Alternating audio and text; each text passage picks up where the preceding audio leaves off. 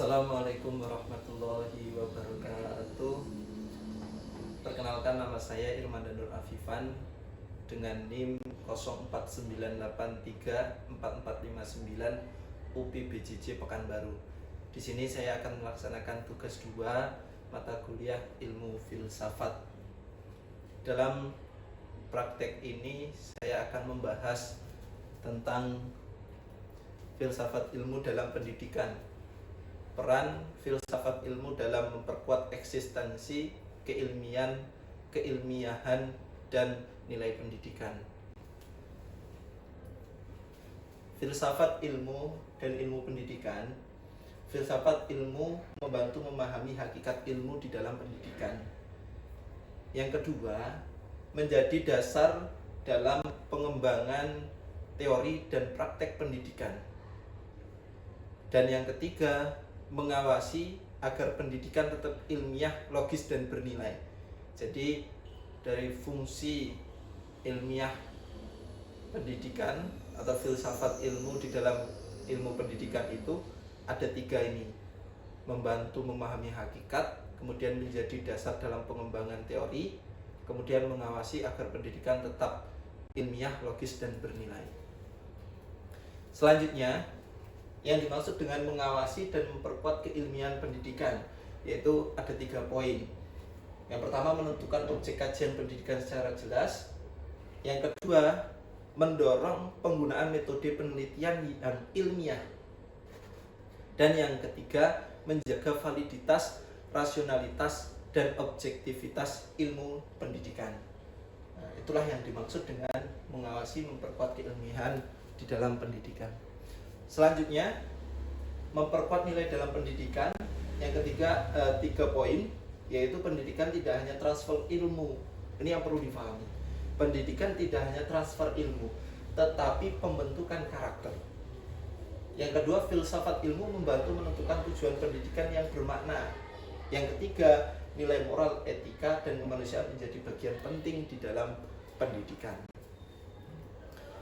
Pendidikan bermakna dan perkembangan filsafat ilmu. Ini juga ada 3 poin yang saya ambil, yaitu yang pertama, praktek pendidikan melahirkan gagasan baru dalam filsafat ilmu. Selanjutnya, perubahan zaman mendorong evaluasi konsep pendidikan. Dan yang ketiga, teknologi dan budaya mempengaruhi perkembangan pemikiran pendidikan.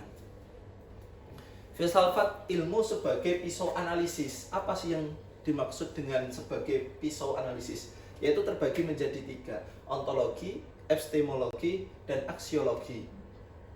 Ontologi membahas hakikat pendidikan dan manusia, sedangkan epistemologi membahas sumber dan metode memperoleh pengetahuan, dan aksiologi membahas nilai, manfaat, dan etika di dalam pendidikan. Oke, kita pecah satu-satu.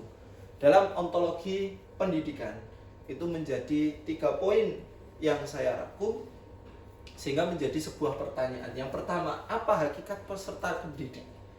Hakikatnya peserta didik itu apa? Itu dalam masuk ontologi. Kemudian yang kedua, apa tujuan utama pendidikan? Dan yang ketiga, bagaimanakah hakikat proses belajar? Selanjutnya, epistemologi dalam pendidikan. Saya rangkum menjadi 3 pertanyaan. Bagaimana ilmu pendidikan diperoleh? Metode apa yang digunakan dalam pembelajaran? Dan bagaimana menentukan kebenaran dalam pendidikan? Dan yang terakhir, aksiologi dalam pendidikan. Yang pertama, dalam 3 poin ini adalah pendidikan harus memberi manfaat bagi masyarakat. Yang kedua, menanamkan nilai moral dan etika. Yang ketiga, membentuk manusia yang berkarakter dan bertanggung jawab. Contoh penerapan dalam kebijakan pendidikan.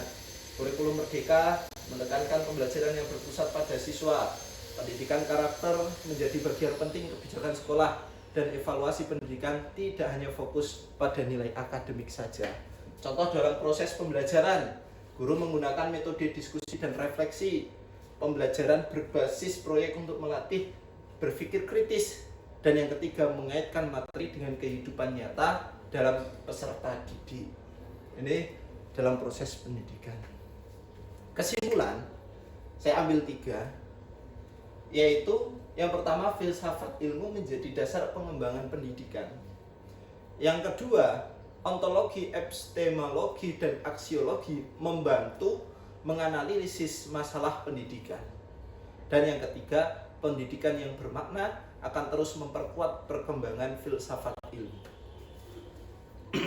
Cukup sekian penjelasan dari saya tentang filsafat ilmu dalam dunia pendidikan. Banyak kurang lebihnya, saya mohon maaf. Wabillahi taufiq wal hidayah. Wassalamualaikum warahmatullahi wabarakatuh.